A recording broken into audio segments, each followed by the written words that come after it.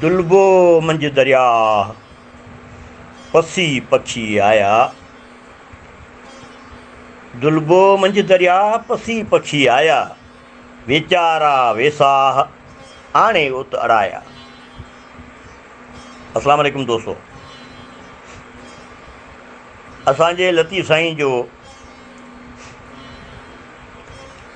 हर सुखन माना खेत ऐं मुशाहिदे जो आला तरीन मंज़र आहे। सभिनी दोस्तनि खे ख़बर हूंदी त पखी पाणीअ जे पखीअ जो शिकार कंदड़ पंहिंजे मथे ते ओड़े पखी जी खल रखंदा आहिनि, चाढ़े रखंदा आहिनि ऐं पखी उन्हनि पखियुनि ॾे वेझा वेंदा पिया त पखी वीचारा भॼंदा कोन, उॾामंदा बि कोन, पर परे बि कोन थींदा। छो त हुननि जे ज़हन में हूंदो त इहो पखी पियो अचे असां जहिड़ो।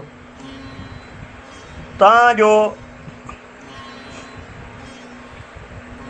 जॾहिं मारी जो हथु संदनि ॼंघनि में पवंदो त उहो उते जो उते पाणीअ में हेठि उन्हनि खे खणी वेंदो ऐं ॿिया पखी वरी इन ई दोलबे में रहंदा त हीअ पखी जेको पाणी में हेठि टुॿी हणी वियो आहे ऐं हू हुनखे पंहिंजे हुनजे पखनि खे हिक ॿिए ते चाढ़े पोइ पंहिंजे पोयां ॿधल कांबे में उन्हनि खे विझंदो वेंदो आहे। जॾहिं भरिजी पवंदो तॾहिं निकिरी ॿाहिरि थींदो आहे। ऐं अहिड़े दुलबे जी ख़बर जीअं त वीचारनि पखिड़नि खे हूंदी कान्हे, तंहिं करे हू दोखे में मारिया वेंदा आहिनि, एतमाद जे दोखे में मारिजो वञनि। इहा त आहे माना ज़ाहिरी। वरी जे रुहानी राज़ ॾे वञिजे त हीअ दुनिया बि ठॻीअ जो हिकिड़ो दरिया आहे। इंसानु दोखो खायो वञे लालच में या अणॼाणाई में, बिल्कुलु ईअं जीअं ही पखी था खाइनि ऐं नतीजे में गुनाह में पइजी थो वञे, लालच में पइजी थो वञे ऐं पंहिंजे नस्ल इंसानियत जो दुश्मन बि बणिजियो वञे, पंहिंजे मफ़ाद कारण जेके से ॿियनि जो नुक़सानु करण खां बि कोन कीबाए ऐं इंसाननि लाइ दुनिया ॾुखी थियो पए। ऐं पोइ काश जेकॾहिं असीं सभई इंसान इहो महसूसु करियूं त भिटाईअ जो पैगाम आलमगीरियत वारो आहे।